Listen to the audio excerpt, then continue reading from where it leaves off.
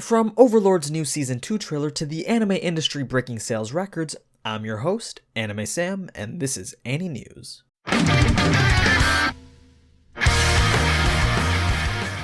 What's up, ladies and gentlemen, and welcome back to another episode of AniNews.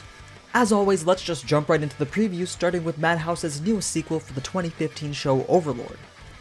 Given Madhouse's track record with sequels, I never actually thought I'd be able to see a second season for any of their anime, especially when the news came out that One Punch Man Season 2 wasn't even going to be done by then.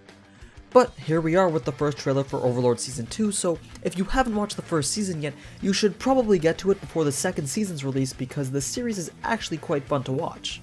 I don't know what it is, but it's always entertaining to watch an overpowered character absolutely shit-stomp everyone in a way that actually makes sense, unlike some other characters we know that have been trapped in the video game world before. And this series really pays good attention to the elements that identify the world as a video game world, so if you're a fan of that isekai game world genre, then I promise you'll probably enjoy this show. Like, in the first season, we literally watched Ainz Gun spend a whole 90 seconds activating power-ups, and each second was absolutely amazing.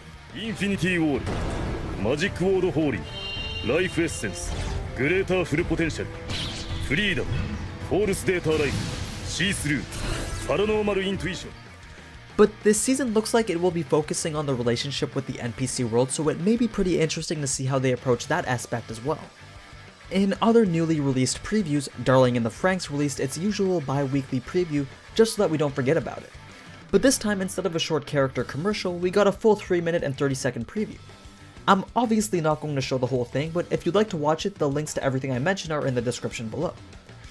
After watching this trailer, you can definitely see the elements that identify Studio Trigger's animation style. Maybe it's not as prominent as it was in Kill la Kill, but there are still faint elements. I would have liked to see the mech in action as well, but they seem to be keeping that aspect of the show under wraps. But maybe we'll get to see that in another 2 weeks when they release their second trailer.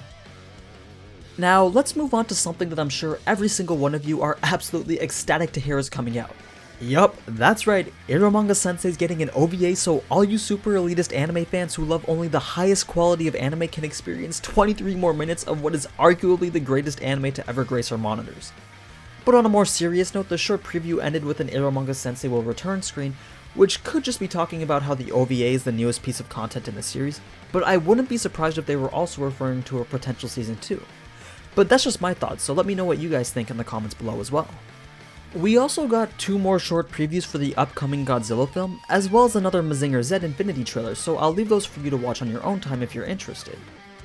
Also, something that I honestly didn't know was coming out was the upcoming Servamp film called Alice in the Garden. Apparently the story is set to cover more on Misono's past, and it's expected to release sometime in 2018. That's pretty vague, I know, but there's still not a lot of information on it yet, so I'll be sure to let you know once I know more. And finally, the last preview I've got on the list today is for the upcoming Madhouse original called A Story That Leads to Antarctica. The plot seems to be very simple, it's just a group of girls on a field trip to the South Pole. I don't know what kind of school lets you visit the South Pole on a field trip, but I guess that's Japan for you. And to be honest, I'm not entirely sure what to expect from the show, but if Madhouse is doing it, it's a safe bet that the visuals are going to be nice. But I'll need more information on the plot before I can make any conclusions. Now in anime news, Osomatsu-san Season 2 and the upcoming original anime Toji no Miko both got scheduled for release in January. Now in real anime news, a recent article from The Hollywood Reporter basically confirmed the trends that I had spotted in the data from my previous anime industry video. If you read the title, it states that Japan's anime industry has grown to a record $17.7 billion. Basically meaning that all sales of everything anime related for the year had reached a total of $17.7 billion. Note that that isn't the amount of profit they've made, that's simply the amount of money that they've received altogether. So this article basically says that the anime industry's revenue has increased by almost 10% with the help of growing exports and mobile game licensing. So yeah, clearly the industry is doing fine, but your question to me is going to be why are the studios and the animators not showing or expressing their newfound wealth in higher wages or better working conditions? Well, that's a topic for another video that I'm planning, but long story short, the cash flow is getting to the industry, just not to the people that we want it to get to. All that money from the exports and the licenses that companies like Netflix and Crunchyroll send over reaches the licensors, but how that money is distributed from there is a complete mystery. That aside, the article also states that most studios are booked for years to come and are not capable of keeping up with demand because of the lack of working capacity. which is probably why the Japanese government is so eager to bring animators from overseas to help out with this issue. But yeah, see everyone, the anime industry is in fine shape, the money is there, it's just the way it's managed is complete ass. But I'll explain more when I get a chance to make my video on it. Anyway, that's all I got for you guys today. I know it's been a while since my last video, but I had been a bit busy with work.